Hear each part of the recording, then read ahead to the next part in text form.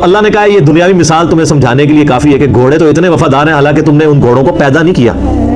صرف کھانا کھلایا ہے، اور تم اپنے رب کے اتنے نافرمان ہو، تمہیں تو اس رب نے پیدا بھی کیا، تمہیں ہر طرح کی نعمتیں دی ہیں، اور تم تو گھوڑے جیسے بھی نہیں ہو سکے، جانوروں سے بھی بدتر ہو تم۔ اولئک کالانعام بل ہم اضل، یہ چوپایوں کی مانند ہے بلکہ اس سے بھی گئے گزرے۔ سر اس صورت کے اندر کیا سوز و گداز، کیا رکت ہے کہ تم گھوڑوں کی مانند بھی نہیں ہو سکے۔ گھوڑے کو صرف کھانا کھلاؤ تو وہ تمہارے لیے جان بھی دے دے میدان جنگ میں، اور اللہ جس نے تمہیں پیدا کیا ہر طرح کی نعمت دی، تم 5 وقت کی نماز پڑھنا بھی تمہارے لیے مشکل ہے اس کے لیے۔ والعادیات ضبحا، مجھے قسم ہے تیز دوڑنے والے گھوڑوں کی، جب ان کے سینے سے آواز نکل رہی ہوتی ہے، سو ہوئے ہوتے ہیں تیز جب وہ چل رہے ہوتے ہیں۔ فالموریات قدحا، جب وہ پتھروں سے آگ نکال رہے ہوتے ہیں سم مار کے، جب پتھریلی زمین پہ بھاگتے تھے تو ان کے پاؤں کے ناخنوں کے نیچے، آپ کو پتا نا وہ نیچے لگائے ہوتے ہیں لوہے کی، تاکہ وہ سمیں لگائی ہوتی ہیں تاکہ ان کے وہ ناخن گھس نہ جائیں، تو وہ جب سر پر دوڑتے تھے نا تو چنگاریاں اڑتی تھی۔ فالمغیرات صبحا، پھر جب وہ صبح کے وقت اچانک حملہ کرتے ہیں جا کے، فاثرن به نقعا، پھر جب وہ گرد و غبار اڑاتے ہوئے واپس آتے ہیں، فوسطن به جمعا،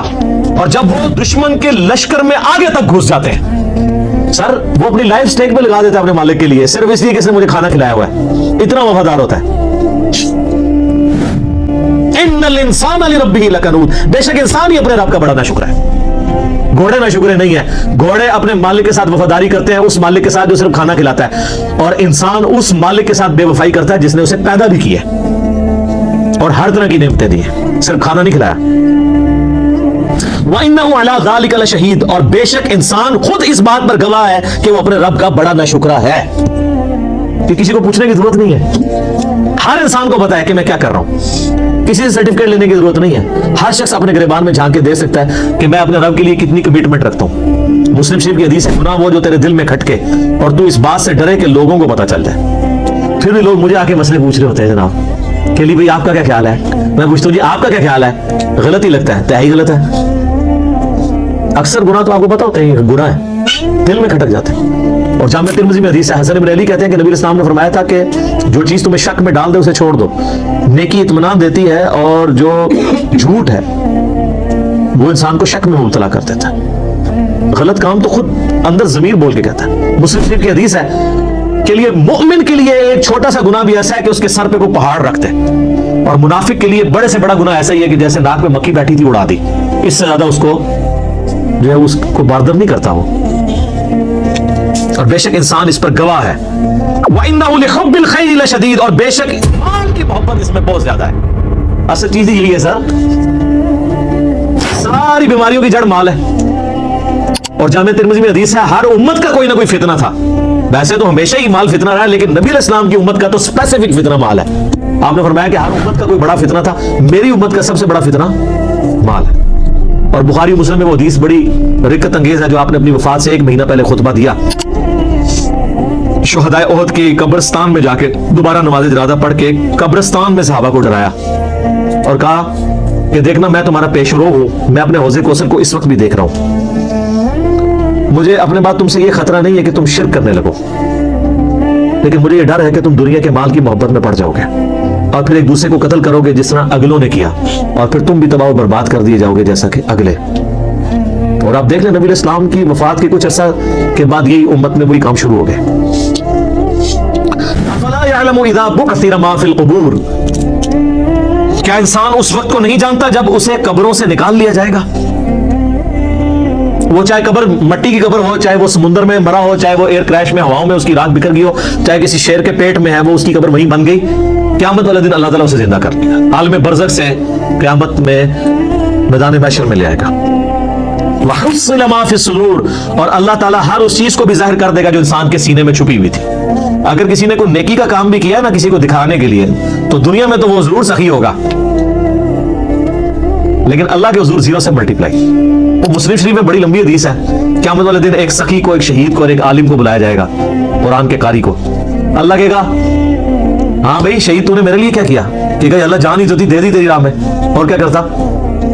اللہ فرمائے گا تو نے تو اس لیے یہ جان دی کہ لوگ تجھے بہادر کہے، اور لوگوں نے بڑی تیری تعریف کی ہے، میرے پاس تیرے لیے کوئی اجر نہیں، اوندا منہ کر کے دوزخ میں۔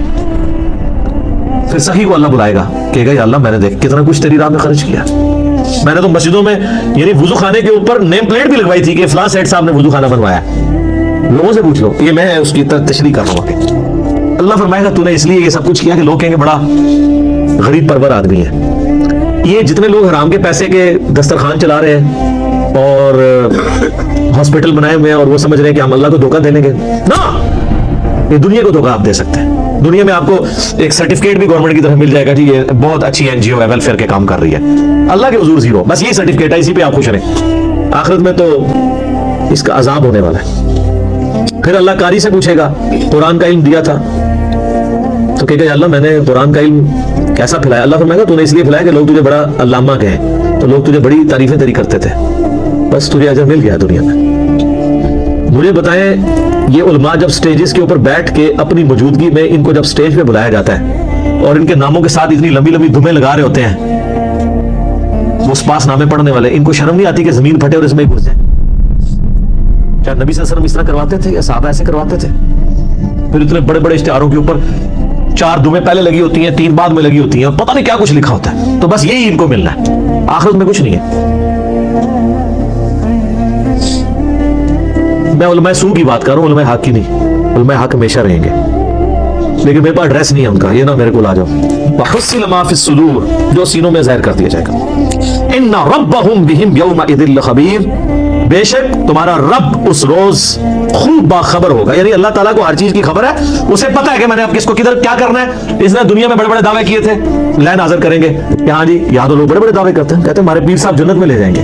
اللہ کہہ رہا ہے مجھے ہر چیز کی خبر ہے، اس دن بتا دوں گا کون کس کے ساتھ کیا ہونے والا ہے۔ اللہم اجرنا من النار، اللہم اجرنا من النار، اللہم اجرنا من النار۔